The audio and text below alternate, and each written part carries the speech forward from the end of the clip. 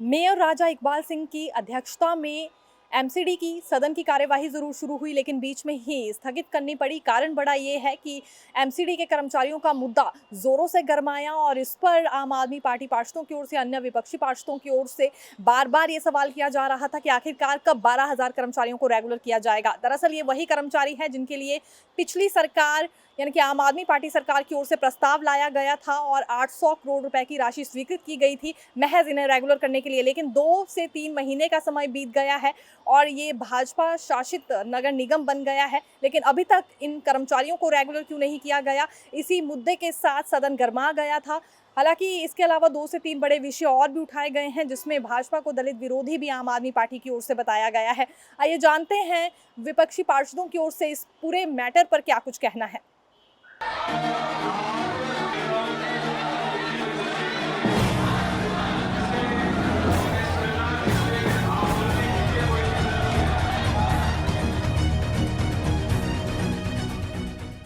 LOP Congress Nazia Danish इस वक्त हमारे साथ मौजूद है एक बार फिर, क्योंकि सदन की कार्यवाही बीच में स्थगित हुई है।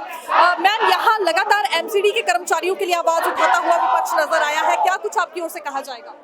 सबसे पहले तो देखिए, कर्मचारियों के हक की आवाज़ उठाना बिल्कुल वाजिब है और हम भी कर्मचारियों के साथ हैं और हम भी चाहते हैं जो सालों से कर्मचारी पक्के नहीं हुए हैं और जिनको अपना पूरा वेतन नहीं मिल रहा है, जिनको सरकार की तरफ से मेडिकल सुविधाएं नहीं मिल रही हैं, चाहे वो डीबीसी कर्मचारी हो, चाहे वो सफाई कर्मचारी हो, चाहे वो शिक्षा के उससे हो, किसी भी क्षेत्र का हो, निगम से जुड़ा हर वो कर्मचारी जो निगम के ही द्वारा शोषण का शिकार हो रहा है, हमारी आवाज़ उसके हक के लिए है। जो आज हंगामा बरपा है उस पर क्या कहना चाहेंगे, ये भी बताइए। जब हमारे मेयर महेश खींची जी आम आदमी पार्टी के थे तो इन्होंने 12,000 कर्मचारियों को पक्का किया था और पक्का करने के बाद आज तक उनका नाम नहीं लिया गया। लोग बाहर धरना दे रहे हैं, लोग पूछ रहे हैं कि हमें कब पक्का करोगे।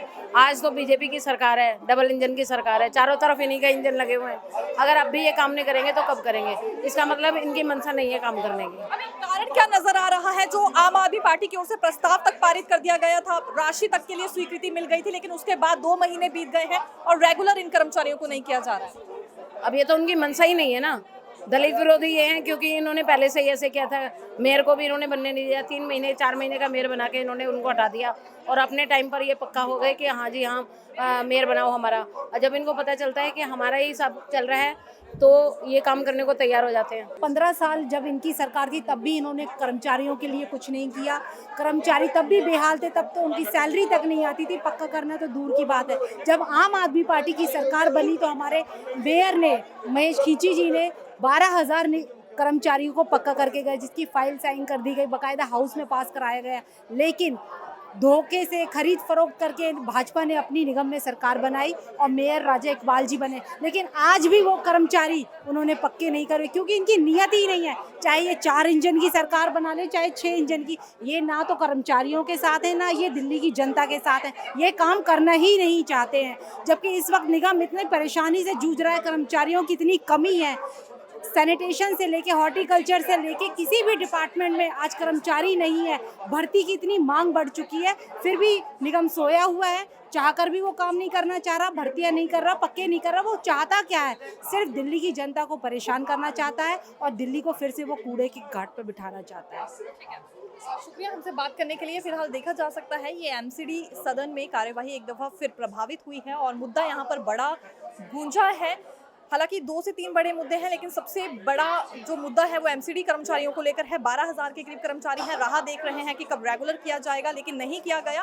तो आम आदमी पार्टी के पार्षदों की ओर से आज इस पर हल्ला बोला गया है। इस बीच मेयर राजा इकबाल सिंह की ओर से कुछ एक प्रस्ताव यूं ही पास कर दिए गए, तो कुछ एक पोस्टपोन कर दिए गए और फिर बीच में ही सदन को स्थगित करना पड़ा है। देखते रहिए नवोदय टाइम्स पंजाब केसरी। मैं दीक्षा शर्मा, धन्यवाद।